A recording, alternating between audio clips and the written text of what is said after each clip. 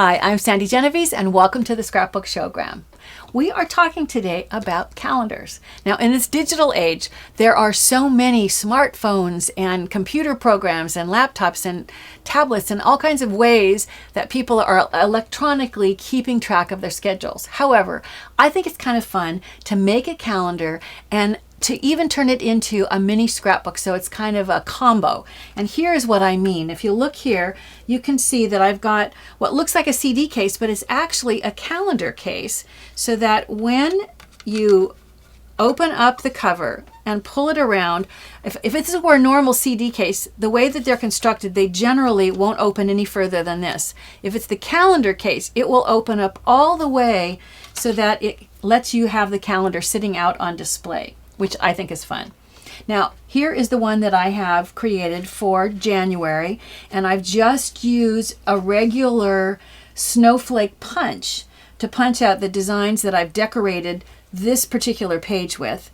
And when you look to the back, you can see that I've also created placed a photo. And so I think it's fun to create all of the calendar pages now, and then each month pick kind of your favorite photo that depicts what you want to for that month and include it on the back, so that by the end of the year, not only do you have, this fun calendar that you made by hand, but you also have great photos of each month. So in this case, instead of punches, I've used patterned paper, and when you turn it over, a fun photo for the month of February. Here is March, and I could turn it over, but there isn't anything on the back yet because March isn't over. So I don't know what you're going to go ahead then and create all of the calendar pages for the fronts.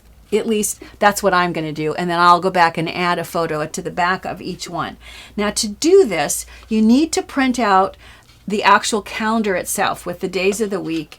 And if you look down here, you can see that I use the computer to I certainly don't know any special graphic programs, but it's not hard to use the computer to create what looks like a monthly calendar. I'm sure that there are programs, I just don't know about them, and so I can't pass it on to you. But it's easy to do. And you're going to want to do it for 2013 so that the days of the week line up correctly for each of the months. And be sure, you can see I've run colored paper through my printer so that for some months I want to have a colored paper and sometimes I want to have the white paper behind. But you want to be sure you space them far enough apart that it allows you room to trim it how you want to trim it, so that you have the window that you can see. In this example, the window is what's going to allow you to see the calendar page behind. The reason that I've done this with a window is because I would like to be able to use textured and thicker and pattern papers that I'm not sure I could get to run through my computer. So regular copy paper is what I'm using for the calendar itself, and then I'm going back with all of the fun scrapbooking materials I have to create this overlay that sits, this like window that sits over the top. So to create that, we need to look at dimensions, and of course it's also the dimensions that I used for this back piece. The dimensions need to fit the calendar case, and my calendar case is just a hair under, it's 4 3/4 wide, it's 5.5 tall, and I took a tiny little bit off of the width just to make it a little easier for me to slide and pull the pages. So it's basically 4 3/4 by 5.5 with just a hair off of the 4 3/4. Now, in order to begin with, because I'm going to do every month the same, I just made a pattern, and what I did was I took my 4 3/4 by 5.5 and I started with that sheet, and then I cut a window out. And in order for the window, and I'll bring one of these up so you can see, in order for the window to space nicely with the calendar that I created, my window ended up being 2 inches by 2.5 inches. And I went ahead and I cut that out, and I used the fold line that in the center to space it, and then I have sort of an even border on the side, the top, and the other side in order to find where this window should cut. This will be my pattern now for cutting all of these cover pages for each month. So I'm going to take this and I'm going to lay it on top of the pink paper that I'm using for the month of February, because that's the one that we'll start with today. And I'm going to go ahead And with my pencil, once I have my template lined up with my actual pink February sheet, I'm going to, with my pencil, I'll draw where I want to cut. Now I'm doing a pencil and I'm doing it kind of hard so that you can really easily see it. You don't need to do it that strongly. You can do it lightly. Now you can go back with, if you have an X-Acto blade, and you can cut that out. But if you have a paper trimmer, it's pretty easy to do this and get nice, clean, straight cuts. What you want to do, this particular paper trimmer has a wire. And if you haven't seen me use it before, the wire is perfect because it's what you use to align your pencil line with. So if I take this and I tuck it against this top edge, and then I'm going to close this over, and if you can see, I'm going to slide this around until my wire lines up with my pencil line. And here I've moved it so that they're not aligned at all. Here, it's right over the top. Then I'm going to lift this and I'm going to slide this until it lines up, this handles portion lines up with this pencil line. And then I'm going to just poke it through and cut. And once again, I need to line up my handle on this orange with my pencil line. If I lift it up and I see that I didn't go far enough, I could always go a little bit further. The same with the top. If I need to go a little further, I always can. Then I'm going to turn this and just basically do the same thing. I'm going to line up my pencil with the wire on the cutter and then poke it down and cut.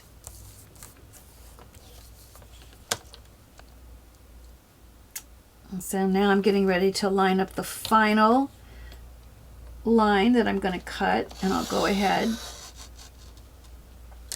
and cut that out. So at this point, you have nice clean cuts and it will fall away. And if you have any place that shows any of your pencil marks, if for some reason a little bit of it show, it's easy enough to go back right now before you've done any of your decorating and get rid of those pencil lines. Or you could even, if it was the same color paper on both sides, you could just turn your paper over and use the back side. So you're going to do the same thing for each of the different months out of whatever color paper you want to use. Now to look at decorating, what I've done is I've cut a chunk of patterned paper, and the dimensions of it, once again, it needs to be the same width, which was 4 3/4. The height of mine, and of course yours could be whatever height you want, the height of mine just happens to be 3.5. So I'm going to go ahead and I'm going to position this so that it will sit right over the top, and I only need to put adhesive on the outside edges and then a little further up. So I'll do the outside, the sides, and the bottom, and I'll do a little bit more that goes up that far. So I'm going to go ahead and place this right over that cover that I've created.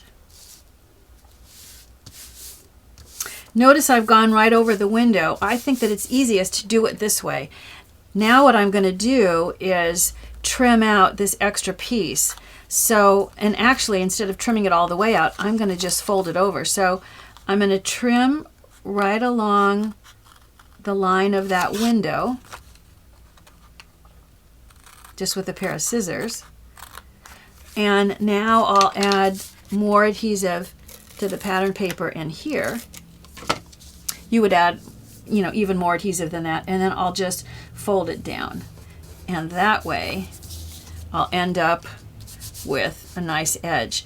Now, for this top section, I did two different things. I did some patterned paper. If you look at my finished one, you can see that I've handwritten love you, love you, love you, and I have, hearts kind of separating each phrase. I did that just by using my white pen, and in order to handwrite this, I have to turn it toward me, but I wrote on a diagonal just love you, and usually between each phrase, I put a heart. So you can see how I've just created those on an angle. Once I've done enough, I'm going to go back with my trimmer and trim off a section that was about a 1/2 inch wide off the top in order to get some pattern paper that basically, you know, has my message. Then I'm going to go ahead and I'll put adhesive on the back of this. I don't need a very big piece because of that window. So I'm going to have a portion of it on this side, and I'll trim off the excess. And then I'll go ahead and have a portion of it. And I need to look at this to see which way is right side. Okay. So that I don't have one facing one direction and one the other direction. I think it looks a little better if it looks like it continues. So I'll place and then trim the excess off the other side. And then for this final area on the top, what I did was I created a pattern using a watermark ink pad and a stamp. So here is the watermark ink pad, and I'm going to go ahead and, you know, I've got several, I mean, actually in my stamp set, I've got many more than this, different. I'm going to use these two stamps on this particular project. So I've already gone ahead and I've placed one on here, and I'm going to ink it in here. And then I'll place this so that it will stamp onto the pink. As it dries even a little bit stronger. I would go ahead, add more adhesive, and do the same thing. You're going to want to keep going. And at some point, I might even pull this off and put on this other stamp to get even more variety in order to create kind of that sort of brocade look all around the top portion of this particular page. And I can see that somehow my dimensions of the one I made were a little different than the original, but it doesn't matter. It's because, of course, you're going to do whatever you like. Once you have finished the front, then you're going to position this so that they sit over the top. You can leave them loose, or you can go ahead, if you want to, and add a little adhesive. You'd add more than that, so that they're going to stay together. And then, because they're both the same dimension, they should line up 4 3/4 and 5 1/2. And then the final thing will be to add the little heart punches. So I have a couple of colors. I'll do a pink heart in this, in the smaller size, and I'll do a red heart in the larger size. And basically I'm going to layer them on top of each other. In order to put adhesive on the back of something small like this little heart, the simplest way that I found to do that is to take a sticky note, and the portion, it's not sticky down here, it's sticky at the top. So I'm going to lay this pink heart that I just punched onto the sticky part. So now it will stay in place long enough for me to go back and add my adhesive right over the top. And now I can take, because it's only stuck, the background is only removable, I can pull that right off and turn that over, attach that to the darker, or the red heart, and I positioned the red heart onto the page with just a little bit of foam adhesive. So I'm going to place a little bit of foam adhesive onto the back. I'll peel the backing off, and then I'll bring this over and attach this so that it overlaps the window, but that I can still read the month of February. And that would complete that page. And actually you can see how quickly that went together. For the back, you simply notice I've used the same techniques. I have the rubber stamp watermark ink along the top. I have the patterned paper that I made with the white pen, and then the photo. So you're going to go ahead and do that for all the months. At the end of the year, it's so cool to have a really great kind of a year in review look back of each month. If you're not really into the whole calendar idea, it doesn't mean you might not still be interested in making this as a little scrapbook. Here's the same holder. Notice that if you have rub-ons, they rub nicely onto this plastic cover, which is very cool. So when I bring this around, I've decorated the front like you would sort of a title page of a scrapbook, but a mini book size. And then when you look inside, the pages inside are just photos with stickers. And then I've handwritten journaling. Sometimes I've used rub-ons and handwriting combined. And sometimes in this case, I've used stickers, rub-ons, just like you would a scrapbook page. But depending on how thick your paper is, you're going to be able to get at least 12 of them into this cool little fun scrapbook. That's an alternative if you think that you would be more interested in doing this than even in creating a calendar. And by the way, when I went online to see how easy it would be for you to locate if you wanted to buy one of these clear calendar cases, it wasn't easy to find someplace where you could buy just one or two. So if you go online, we'll carry them and you can get them from the Scrapbook Showgram. Now remember, if you use your computer or your smartphone to keep track of all your monthly activities, it's still fun to create a paper calendar that incorporates a dozen or so of your favorite photos.